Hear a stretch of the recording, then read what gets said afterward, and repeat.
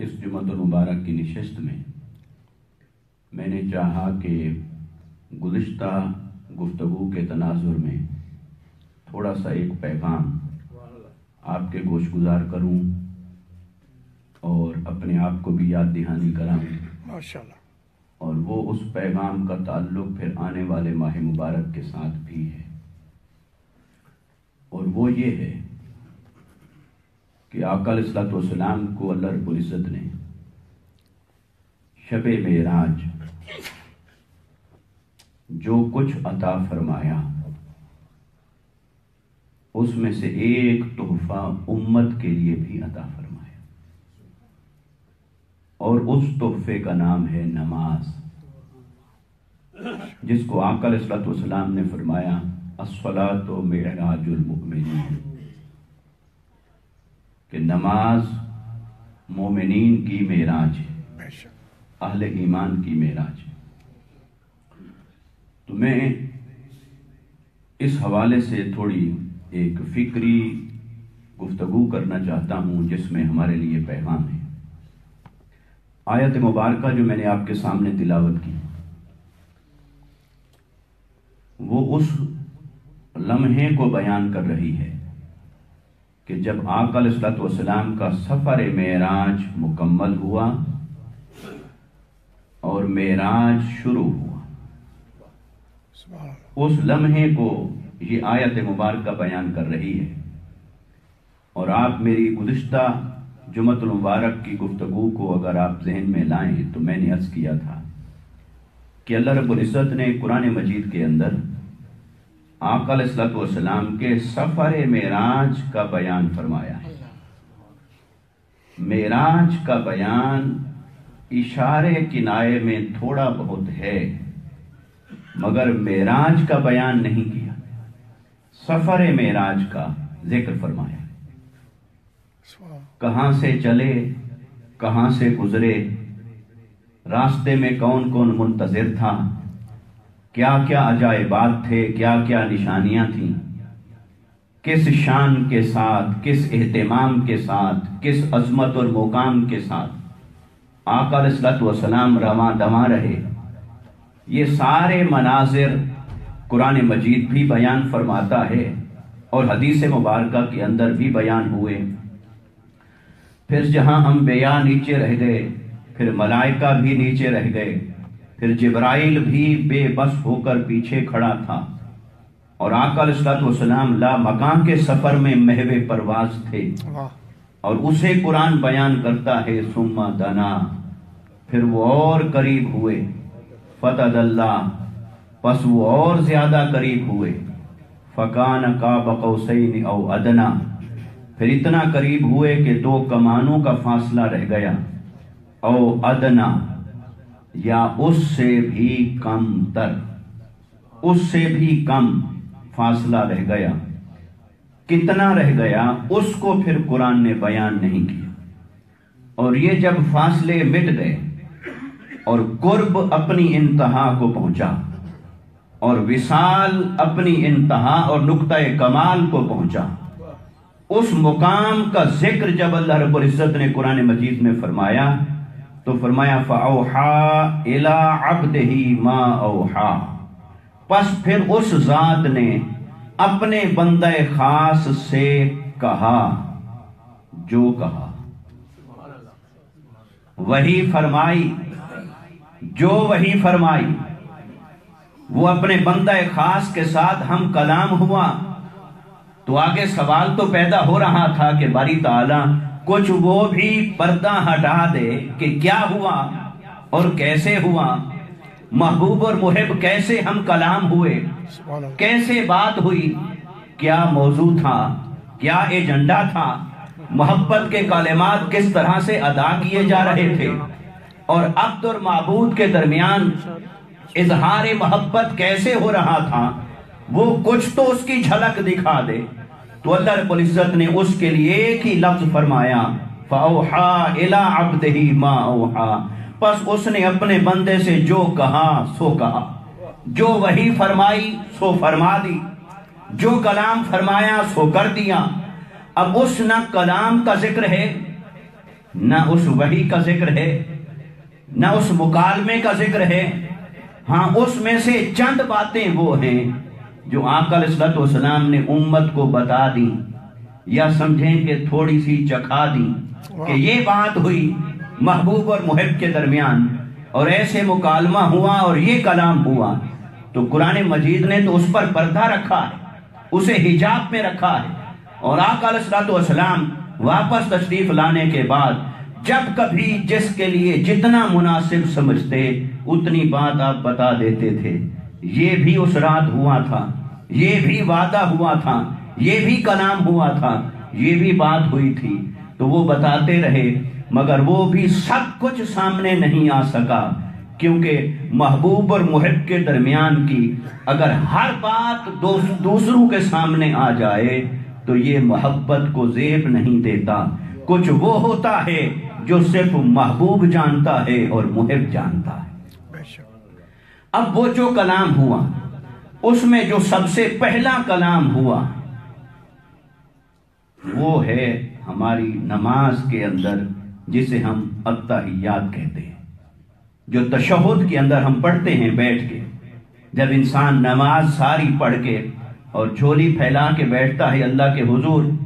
تو پھر وہ جھولی پھیلا کے جب بیٹھتا ہے تو کون سی بات اپنی زبان سے کہتا ہے؟ التحیات للہ والصلوات والطیبات،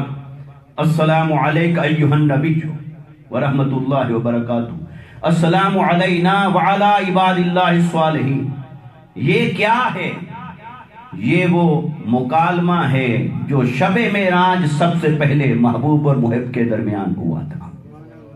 اور گویا کہ بندہ نماز کے اندر جب بیٹھتا ہے تو اللہ تعالیٰ کو اسی ملاقات کا حوالہ دیتا ہے، اسی ملاقات کی بات اللہ کے حضور عرض کرتا ہے کہ باری تعالیٰ یہ جو نماز میں نے ادا کی ہے یہ نماز اسی رات کا تحفہ ہے جب تو اپنے حبیب سے یہ کہہ رہا تھا اور تیرا حبیب تیری بارگاہ میں یہ کہہ رہا تھا۔ تو اس لمحے محبت کا ذکر آتا ہے تاکہ اس لمحے محبت کے صدقے سے تیری اور میری نماز رب کے حضور قبول ہو جائے۔ سبحان اللہ، سبحان اللہ۔ اور یہ تحفہ بھی اسی رات کا ہے، معراج کا ہے۔ اب اس کے اوپر ذرا غور کرنے کی ضرورت ہے کہ فَأَوْحَا إِلَىٰ عَبْدِهِ مَا أَوْحَا، جو کہا سو کہا۔ تو جو سب سے پہلے کہا وہ یہ ہے، اور یہ کیا ہے اس کی گہرائی میں ذرا اترتے ہیں ہم۔ آقا علیہ السلام جو ہی رب تعالیٰ کے قرب اور اس کے حضور میں پہنچے تو اب میرے آقا نے اللہ تعالیٰ کو سلام تو نہیں کہنا تھا، یہ تو نہیں کہنا تھا کہ باری تعالیٰ تجھے سلام، کیونکہ سلام کا معنی ہے سلامتی، تو اللہ تعالیٰ کی طرف سلامتی نہیں بھیجی جاتی۔ اللہ تعالیٰ اس سے ماورا ہے، یہ اس کی شان نہیں کہ کوئی اس کو، یہ تو ایک دعا ہے کہ کوئی اسے دعا دے کہ تو سلامت رہے۔ تو سلامت رہنے کی دعا تو اسے دی جاتی ہے جسے کوئی خطرہ ہو۔ تو اللہ تعالیٰ تو قادر مطلق ہے، وہ خالق اور مالک ہے، نہ اسے کوئی رزق ہے، نہ خطرہ ہے، نہ کوئی خطرات ہیں، تو پھر اس کے لیے سلامتی کی دعا نہیں ہے، بلکہ وہ خود سراپا سلام ہے، وہ خود سراپا سلامتی ہے، وہ سلامتی بھیجنے والا ہے، وہ سلامتی عطا فرمانے والا ہے۔ اسے سلامتی کی حاجت نہیں، اسے سلامتی کی ضرورت نہیں۔ تو آقا علیہ السلام نے اللہ رب العزت کے حضور کچھ تو تحفہ محبت عرض کرنا تھا، تو آقا علیہ السلام نے یہ عرض کیا التحیات للہ والصلوات والطیبات۔ میرے آقا نے عرض کی باری تعالیٰ التحیات، میں تحفے لایا ہوں بندگی اور عبادت کے، یہ تیرے حضور پیش کرتا ہوں، سبحان اللہ، تیرے لیے ہیں اور سبھی تیرے لیے پیش کرتا ہوں۔ والصلوات، اور میری کچھ عبادات ہیں، میری بندگی ہے، صلاۃ بندگی کو کہتے ہیں، میری کچھ بندگی ہے میں وہ تیرے حضور پیش کرتا ہوں۔ والطیبات، اور کچھ تیری شان کے لائق، کچھ طیبات پاکیزگیاں ہیں تیری شان تقدیس کے لائق، وہ تیرے حضور تحفے کے طور پر پیش کرتا ہوں۔ اور اس کو علماء نے یوں بھی کہا کہ التحیات والصلوات والطیبات، یہ تین لفظ جو آقا علیہ السلام نے رب تعالیٰ کے حضور پیش کیے، اس میں کچھ جسمانی عبادات کا ذکر ہے، کچھ مالی عبادات کا ذکر ہے، کچھ روحانی عبادات کا ذکر ہے، مگر اس کی گہرائی میں جو بھی ہے وہ آقا علیہ السلام نے اللہ کے حضور پیش کیا۔ باری تعالیٰ میں یہ جو سفر محبت کر کے آیا، یہ جو تیرے قرب اور وصال کی خواہش لے کر آیا،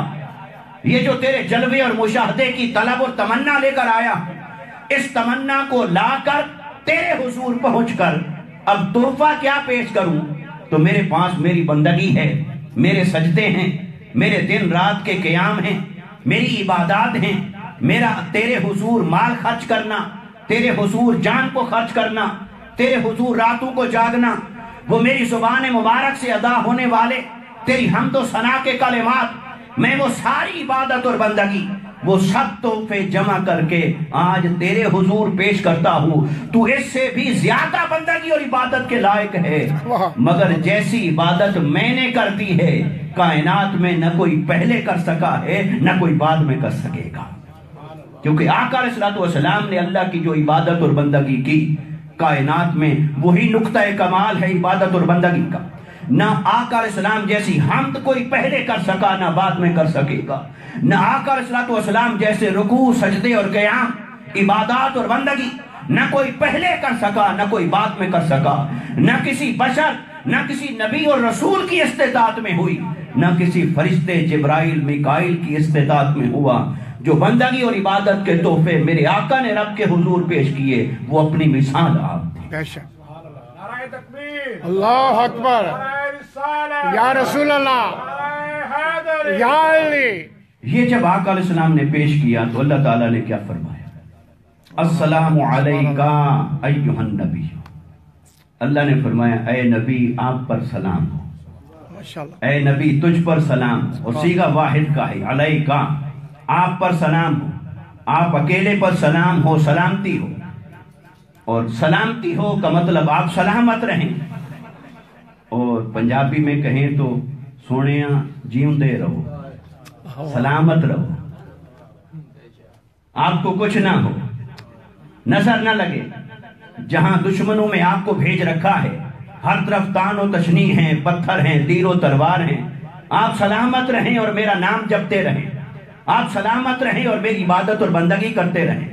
آپ سلامت رہیں اور میری حمد کا جھنڈا اٹھائے رکھیں،